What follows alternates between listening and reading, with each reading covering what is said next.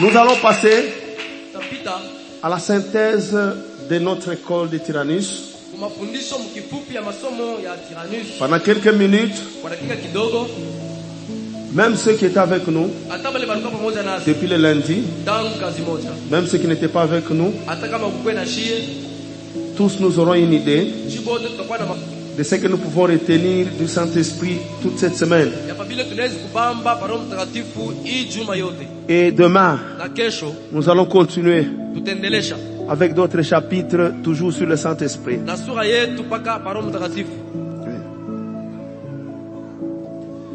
Bon, il y a un frère qui a un témoignage, mais qu'on donne d'abord la synthèse.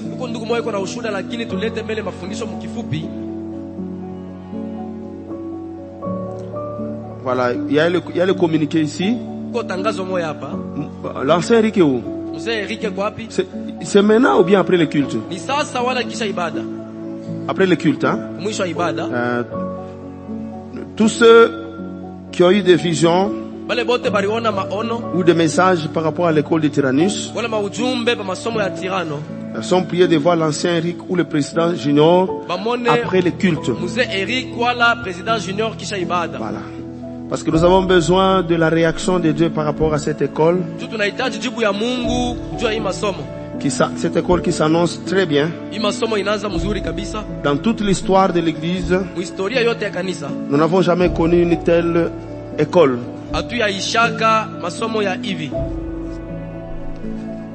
Voilà. Parce que si je dois recevoir au bureau tous ceux qui ont reçu des messages par rapport à l'école de Tyrannus, on ne saura pas travailler. Parce que c'est une église pleine de prophètes. Or, il y a le message à recevoir. Il y a des problèmes à résoudre au bureau. Alors, kama mwebote, si vous tous, vous avez message par rapport à l'école de Tyrannus, vous avez des messages par rapport à l'école de Tyrannus, allez voir l'ancien, ou bien président junior, bien le président junior, moi, je vais m'occuper des problèmes des gens à résoudre. Voilà, nous rendons grâce au Seigneur. Nous avons commencé cette école depuis le lundi de la semaine passée. Bon, dimanche, parce qu'on avait introduit le dimanche. Tout au long du mois de février, de lundi à vendredi, de 12h à 18h, il y a école de Tyrannus. Donc l'enseignement commence à partir de 13h jusqu'à 17h30. Et nous prions pendant les 30 minutes là de la fin. La prière avant l'école commence à 12h jusqu'à 13h. À partir de 13h, nous commençons le partage biblique jusqu'à 14h. Et l'enseignement sur le Saint-Esprit commence jusqu'au soir. C'est une école suivie maintenant dans le monde entier. Plus de 10 000 personnes, plus de 20 000 personnes sont en train de nous suivre. Dans le monde entier. Tout le monde est alerté par rapport à cet enseignement que nous donnons. Alors, pour ça, je bénis le Seigneur. Et ce sont des signes qui prouvent que Dieu agrée ce que nous sommes en train de faire. Alors nous disons merci. L'enseignement de cette école, c'est le Saint-Esprit. Nous avons interrompu l'enseignement sur le fondement de la foi chrétienne. Et pendant un mois, nous parlons du Saint-Esprit. Et après, on va continuer avec le fondement de la foi chrétienne. Nous avons commencé le premier chapitre qui dit qui est le Saint-Esprit. C'est le premier grand chapitre. Et nous, jusque là, nous sommes en train de répondre à cette question. Le premier point, nous avons dit, il est le témoin oculaire de toute l'œuvre de Dieu, de l'éternité en éternité. C'est lui qui a vu tout ce que Dieu faisait. Et c'est lui qui peut aujourd'hui nous parler bien de ces histoires-là. Bien que nous les avons dans la Bible, mais lui, le Saint-Esprit, est en train de rassurer à nos cœurs que toutes ces choses-là sont vraies. Il est le témoin oculaire de toute l'œuvre de Dieu d'éternité en éternité. C'est ce qui explique le fait que nous parlons des histoires de la Bible comme si nous étions là. Ouais. Comme si nous étions là. Moi, je suis né il n'y a pas longtemps. Mais voyez comment je parle de la prophétie d'Élisée comme si j'étais là. Avec autant de présence, autant d'émotions. Et je suis dedans. Donc il y a un Dieu qu'on a tout fait traverser tant et la Bible. C'est lui qui nous fait traverser tous les temps de la Bible. Ouais. Le témoin oculaire. Il est en nous. Et il nous a fait voir que tout ce qui est écrit dans la Bible est vrai. Il scelle cela dans nos cœurs. Deuxièmement, nous avons dit, il est le générateur de toute activité spirituelle. C'est de lui que nous tirons la force. Il est le générateur de toute activité spirituelle. Et qu'est-ce que j'appelle l'activité spirituelle? C'est tout ce que l'homme fait pour entretenir sa communion avec Dieu. Tout ce que l'homme fait pour entretenir sa communion avec Dieu, c'est ce que moi j'appelle activité spirituelle. Donc ce sont des activités qui nous permettent d'entrer en contact avec le monde spirituel. Alors j'ai donné toute une liste des choses qui nous mettent en contact avec le monde spirituel. J'ai parlé de la lecture de la Bible, la prière, l'exercice du ministère. Et je devais ajouter une chose, l'écoute de la parole. Ouais. Alors je devais ajouter une chose, le Saint-Esprit est l'écoute de la parole. Donc voilà les activités spirituelles. Maintenant, il y a une activité appelée vie chrétienne. Je suis en train de réfléchir si je dois en parler comme un chapitre à part entière ou bien une activité spirituelle. Mais en attendant, écrivez d'abord ça. Mungu amibariki sana. Et on a commencé à parler du Saint-Esprit et la lecture de la Bible. Pourquoi commencer avec le Saint-Esprit et la lecture de la Bible? Parce que la lecture de la Bible, moi je l'ai toujours appelé, c'est l'activité mère de la foi chrétienne. C'est l'activité mère de la foi chrétienne. C'est ce que moi j'appelle lecture de la Bible. C'est pourquoi je mets ça en premier. Donc, Prédicateur wote. Donc tout prédicateur. Prédicateur wote. Tout prédicateur. Anapasha kusoma Bible siku yote. Doit lire la Bible chaque jour. Ba choriste. Les choristes. Banapasha kusoma Bible siku yote. Doivent lire la Bible chaque jour. Ba intercesseurs. Les intercesseurs. Parce que ni discipline ya bantu bote. Parce que c'est une discipline de tout le monde. Ouais. Nanjo ya kwanja. Et c'est la première. Et ula anasoma Bible siku yote. Celui qui lit la Bible chaque jour. Anaweza kusoma. Celui qui peut lire la Bible chaque jour. Mambo ya Mungu ateweza. Il va réussir les choses de Dieu. Il n'aura pas vraiment de difficultés. Atakuwa na magumu.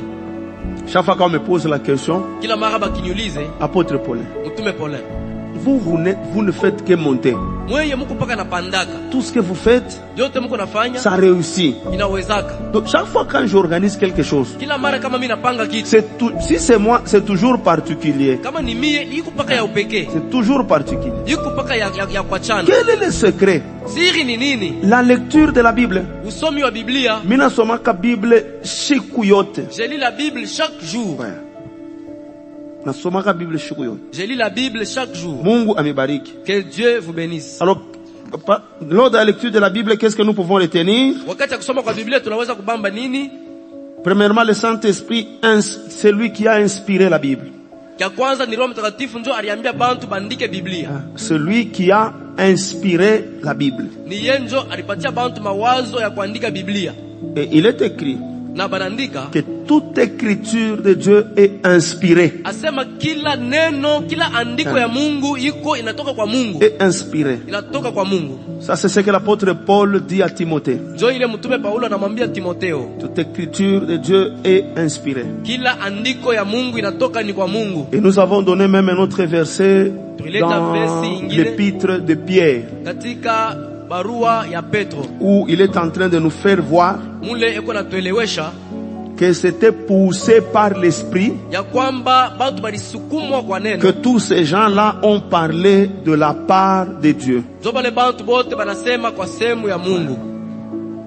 Poussé par l'esprit que tous ces gens-là ont parlé de la part de Dieu. Balisukumwa na Mungu njubale bantu baseme kwa sehemu ya Mungu. C'est 2 Pierre chapitre 1er et le verset 20. Ni Petro wa pili sura ya kwanza verse ya 12.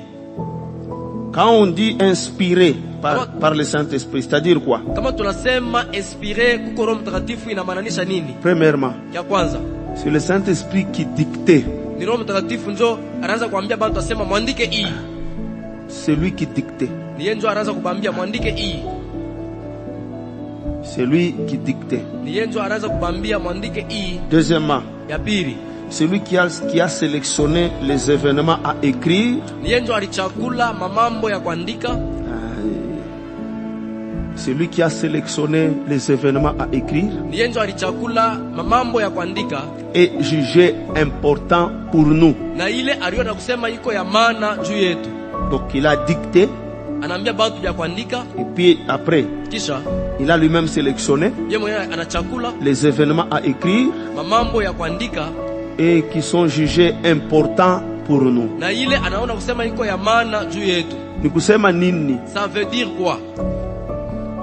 Pendant des générations, katika kadiri ya miaka na miaka, en commençant par Abraham, kuanzia hapo na Ibrahimu, jusqu'à la mort du Seigneur Jésus, mpaka pale Bwana Yesu alikufa, bantu mingi sana bariandikaka. Beaucoup de personnes avaient écrit.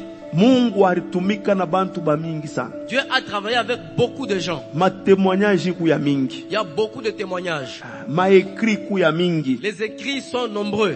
Alors si on devait écrire tout, il n'y aurait pas de Bible. Akutafute kwa Biblia. Turtakwa tu na kimnyumba kimoya muko paka ma histoire on aurait toute une maison remplie d'histoires qu'on ne saura même pas finir de lire. Alors comme Dieu avait la vision de nous procurer une Bible dans les jours à venir, le Saint-Esprit a commencé à sélectionner quels sont les événements que nous pouvons mettre dans la Bible, ce que lui a jugé important pour nous. C'est l'erreur commise par certaines écoles théologiques qui ont pour mission chercher ce qui n'est pas écrit. Il faut faire attention. Donc, il y a des choses qu'on n'a pas écrites dans la Bible, nous devons les connaître. Connais d'abord ce qui est écrit dans la Bible. Est-ce que tu as tout fini? Ce qui est dans la Bible de Genèse, Apocalypse, c'est ce que le Saint-Esprit a jugé important pour nous.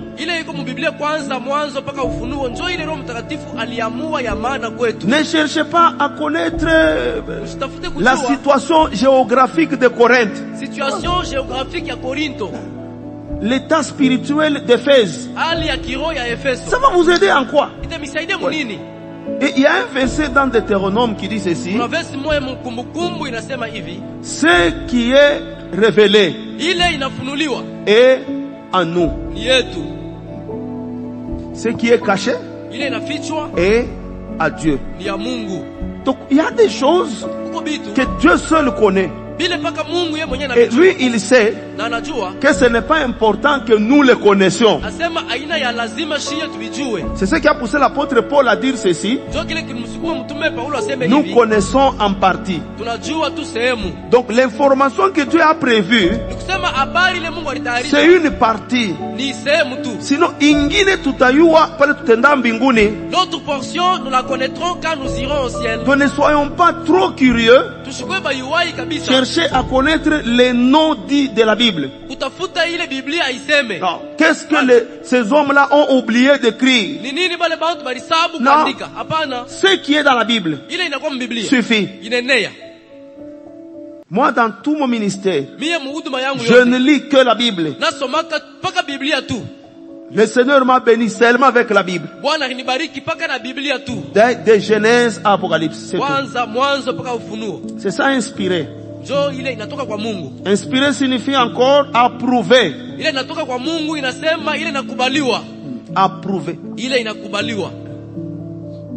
Donc il a dicté, sélectionné. Alléluia. Il a sélectionné les événements qu'il a jugés importants pour nous. Et puis il a approuvé. Il y a des gens qui se posent une question. Mais vous dites que toute écriture est inspirée. Or, dans la Bible, nous trouvons même les déclarations du diable.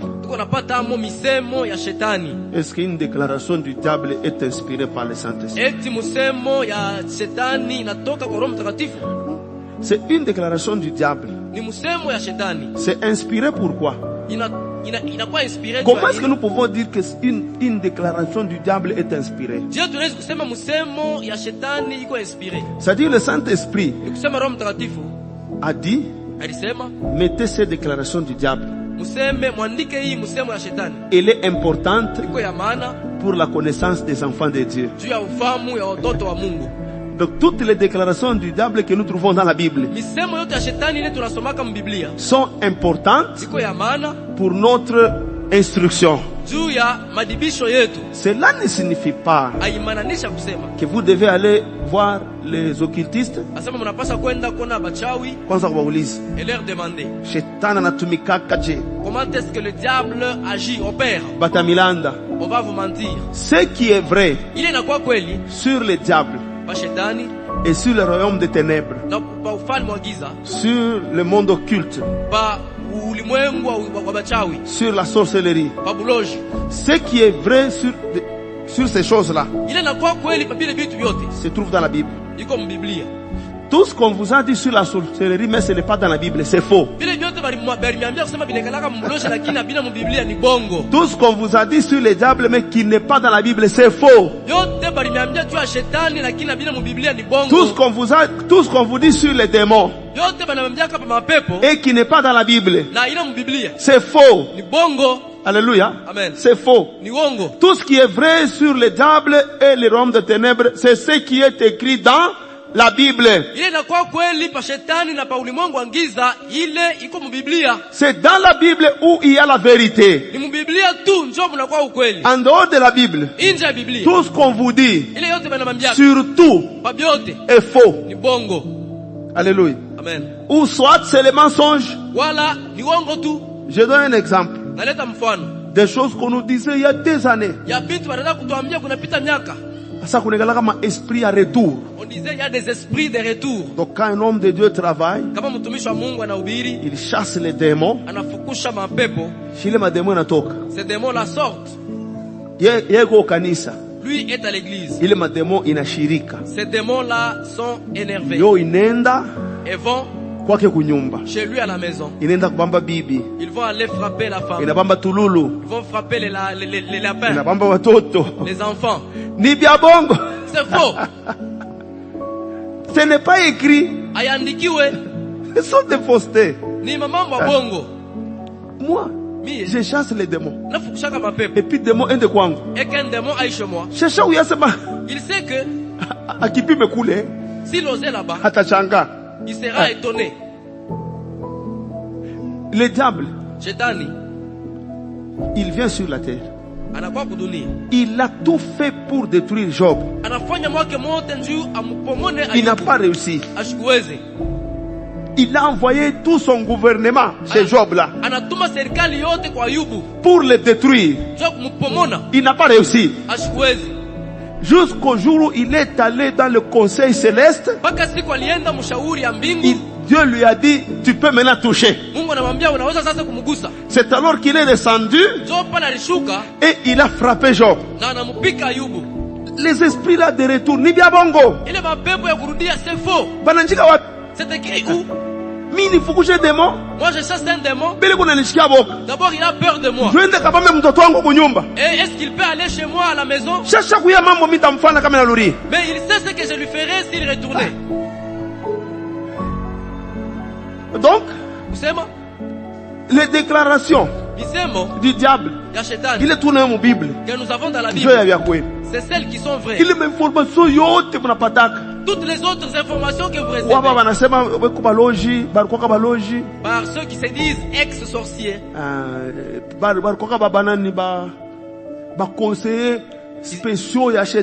ils étaient conseillers spéciaux du diable. Et puis ils commencent à témoigner dans des églises. Tu vois, à une époque donnée,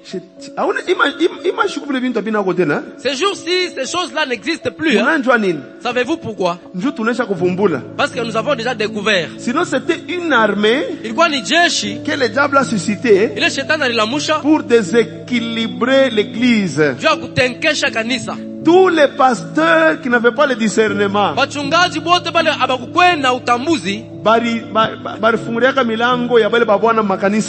ceux qui avaient ouvert des portes de l'église à ces messieurs là, après ces témoignages là, beaucoup d'églises s'étaient dispersées. Parce que c'était une armée que le diable a utilisée pendant cette époque là pour détruire la foi chrétienne. Maintenant que certains pasteurs ont le discernement, est-ce que vous les entendez encore? Alors, ils étaient serviteurs du diable. Nous on avait reçu un dans notre église jadis. D'abord on faisait sa publicité. Ce monsieur là, il a un grand témoignage. Un grand témoignage. Lui buvait l'eau dans le crâne d'un homme. Quand on a entendu ça, nous sommes allés évangéliser. L'église était pleine.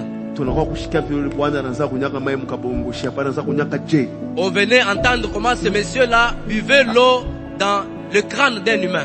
Comment? Il a commencé depuis lundi. Le témoignage c'était tout un film. On suivait comme les épisodes. Jusqu'à dimanche. Pas comme Mujuma. Il ne finit pas. On lui donne même une semaine. On suivait comme les épisodes. On a suivi. Quand il a fini, il était parti. Maintenant les témoignages ont commencé à venir. Ule papa, ce papa-là, alikuwa na busharati mwa atua ya yulo, avait une impudicité à un niveau élevé. Donc les femmes mariées de l'église, il les aimait ça et là, il les courtisait. Donc pendant qu'il nous disait comment il buvait l'eau dans le crâne, dès qu'il finit de boire l'eau dans le crâne, il part courtiser une maman. Je t'aime, ainsi de suite. Et puis il finit un autre témoignage, il part courtiser. On était enfants. On était ignorants. Voilà l'inconvénient d'une église qui n'est pas suffisamment informée sur la parole de Dieu. Elle va accepter tout. C'est après que notre pasteur a dit,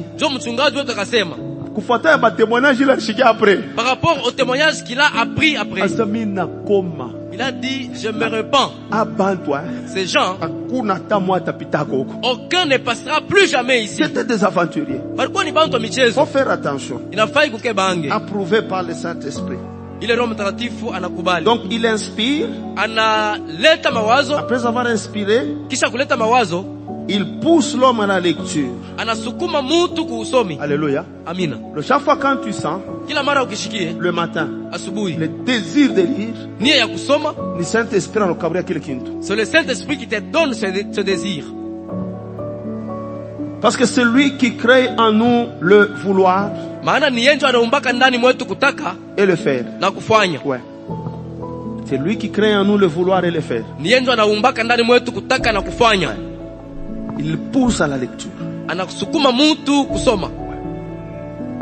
Mais là, si te pousse à la lecture aujourd'hui, toi tu ne lis pas.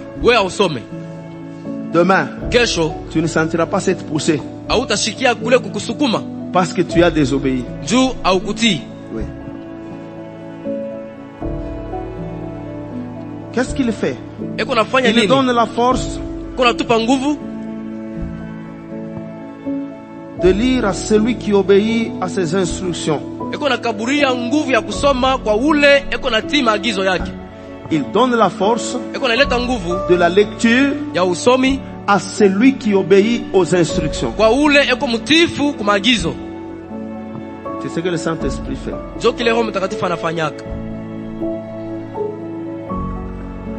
Il donne la force à celui qui... Il donne la force de la lecture à celui qui obéit à ses instructions.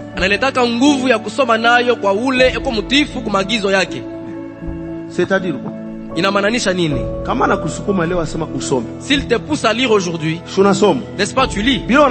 C'est que tu lis. Si tu ne le mets pas en pratique, tu l'attristes. Demain, tu n'auras pas la force pour la lecture. C'est ce qui arrive à beaucoup de gens. Non, papa. Baba. Je lisais seulement. J'ai lu et puis le lendemain, je n'avais plus de force. Donc il y a des choses que tu as lu hier. On t'a dit de les mettre en pratique. Comme tu ne les as pas mis en pratique, tu attristes le Saint-Esprit. Comme celui le générateur.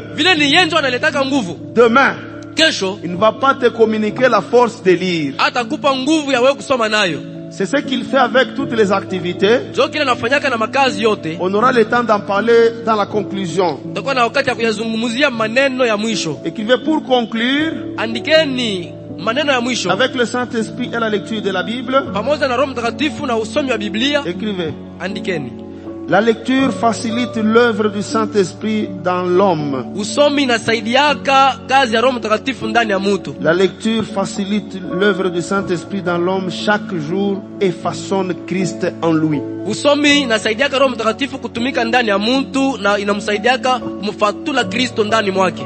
La lecture de la Bible facilite l'œuvre du Saint-Esprit dans l'homme chaque jour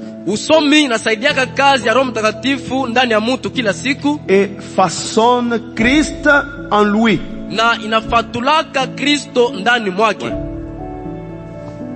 La lecture facilite La lecture facilite l'œuvre du Saint-Esprit dans l'homme chaque jour.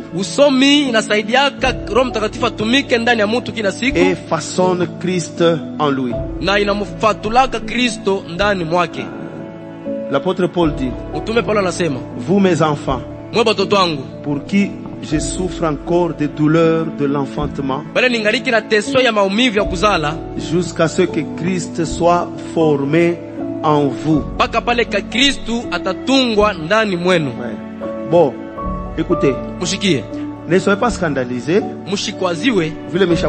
Comme je suis assis, comment est-ce qu'il peut s'asseoir? Comment est-ce que vous êtes assis? Donc c'est vous de vous asseoir.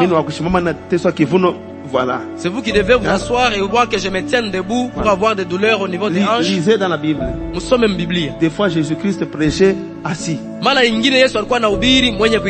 J'ai travaillé depuis le lundi. Je me sens fatigué même physiquement. C'est pourquoi aujourd'hui j'ai dit que je m'asseye moi aussi. Mais toi tu es assis, tu me condamnes. Alors aujourd'hui faisons ceci. Moi je m'assois. Vous vous tenez debout avec tous vos cahiers. Écrivez debout. Toutes ces années, c'est moi qui suis toujours debout. Ne voyez-vous pas qu'aujourd'hui c'est votre tour aussi? Au lieu de me pointer du doigt, aujourd'hui il est assis. Qu'on fasse comme ça? Pour qu'aujourd'hui ça soit aussi votre tour. Moi que je m'asseye. Et vous soyez debout pendant tous les cultes en train d'écrire sur vos cahiers. Mais voyez-vous, comment est-ce que vous pouvez me blâmer moi? Acclamez d'abord que Jésus se réjouisse. Gloire au Seigneur Jésus. Utukufu kwa Bwana Yesu. Ah, j'ai béni le Seigneur. Nambariki Bwana. C'est dans des moments pareils que j'ai toujours pensé à mon pasteur Kamwanga. Comment il était très cool. Et c'est lui qui ouvrait des parenthèses pareilles.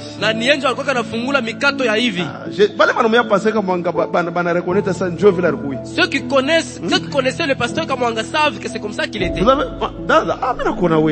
Sœur, je te vois toi. Vous reconnaissez votre papa? Toi. Pasteur Kamwanga. Le pasteur Kamwanga. À un moment, il ouvre une parenthèse.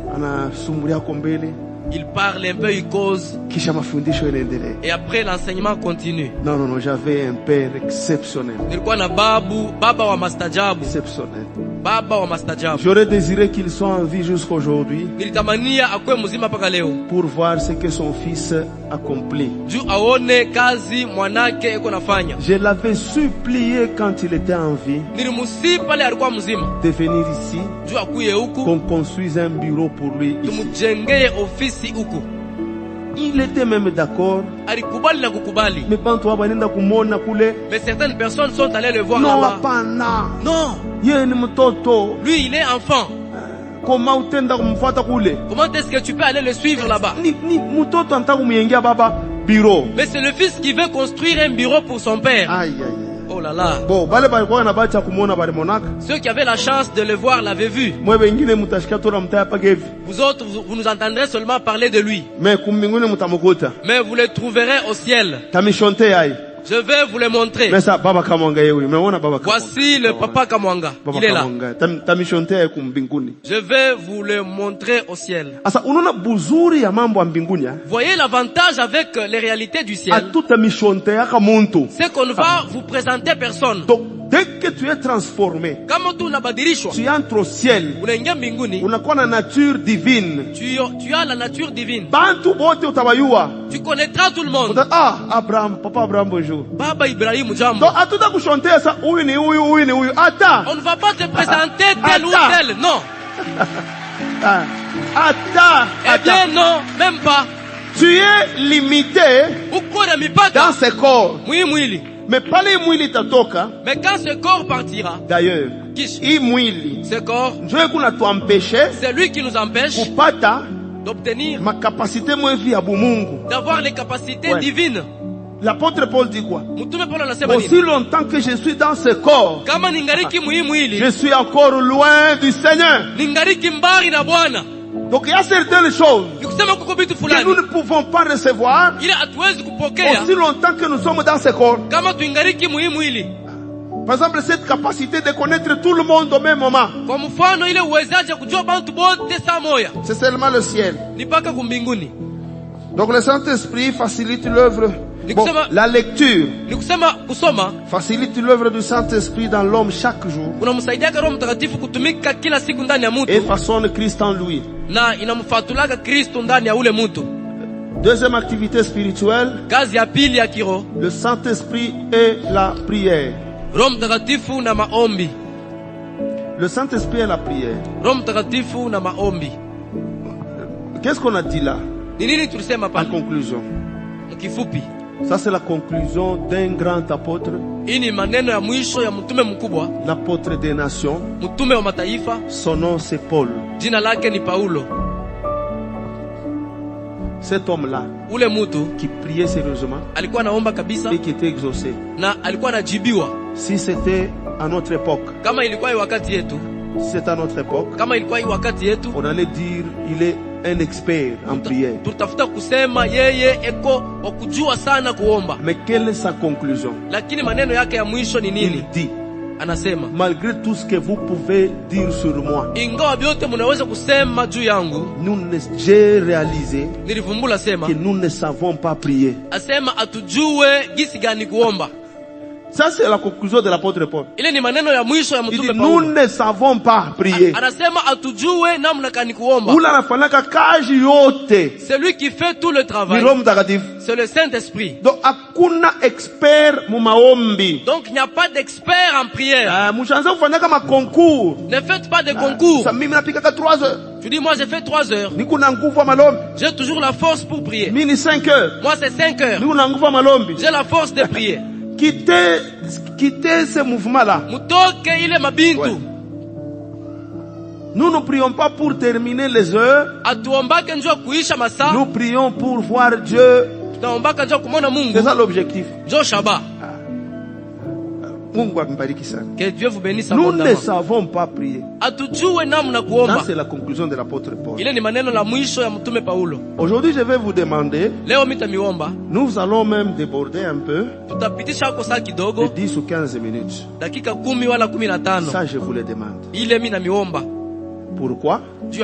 Parce qu'il faut nicher synthèse. Je dois finir la synthèse. J'aurai besoin de 15 minutes.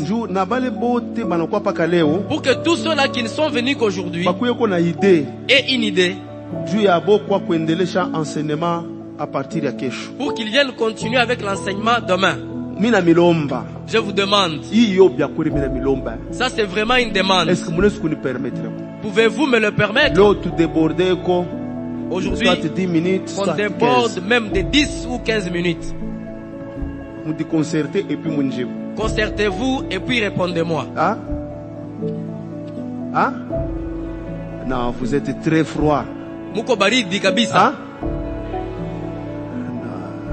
Si vous n'êtes pas d'accord, vous me dites. Je vais me débrouiller autrement. Hein? Ah, ça vient me forcer. Ça c'est comme si on vous contraint. Ok, on y va. Nous ne savons pas prier. C'est le Saint-Esprit qui nous inspire. Selon premièrement les besoins spirituels de l'homme intérieur. Il nous inspire la prière selon le besoin spirituel de l'homme intérieur. Pour votre information, dans cette église, on ne déborde pas.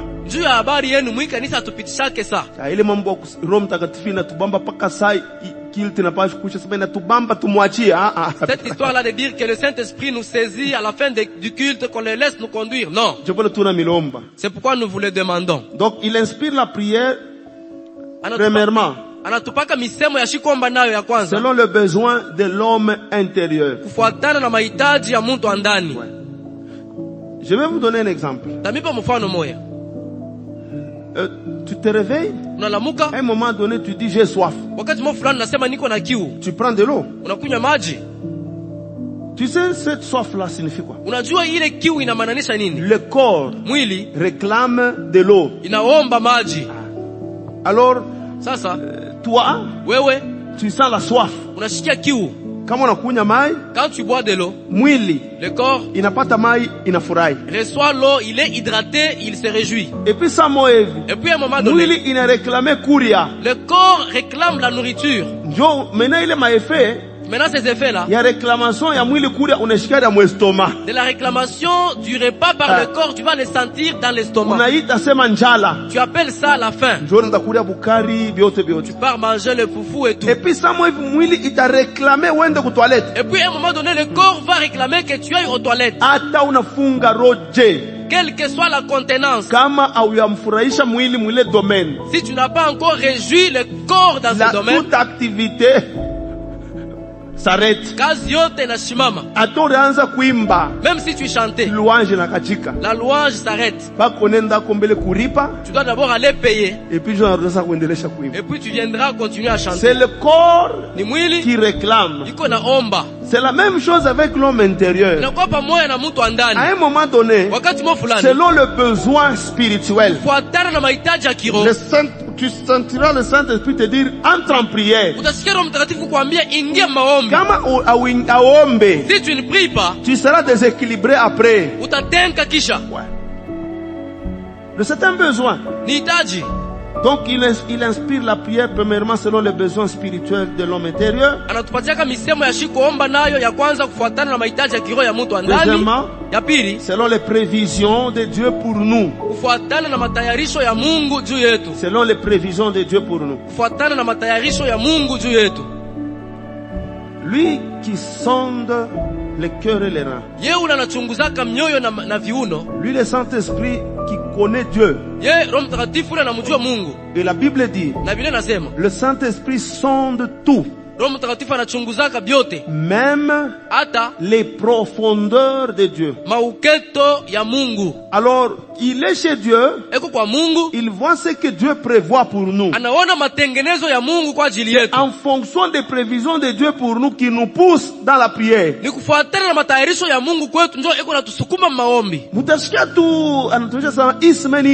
Vous sentirez, il vous dit cette semaine prions. Ayez un programme spécial de prière. Mais il n'est pas obligé de vous dire le pourquoi. Mais dès que vous entrez en prière, à la fin, quelque chose se déclenche. Ça peut être spirituel, même matériel. Ouais. C'est ce qui se passe. Donc il nous inspire selon les prévisions de Dieu pour nous. Donc chaque fois quand tu sens que tu dois prier, fais-le. Il nous inspire troisièmement selon les plans du diable pour nous. Alléluia. Amina. Selon les prévisions du diable pour nous. L'apôtre Paul dit quoi? Nous n'ignorons pas ses desseins. Il rôde autour de nous, ça c'est un autre apôtre qui dit. Il rôde autour de nous comme un lion rugissant cherchant qui dévorer.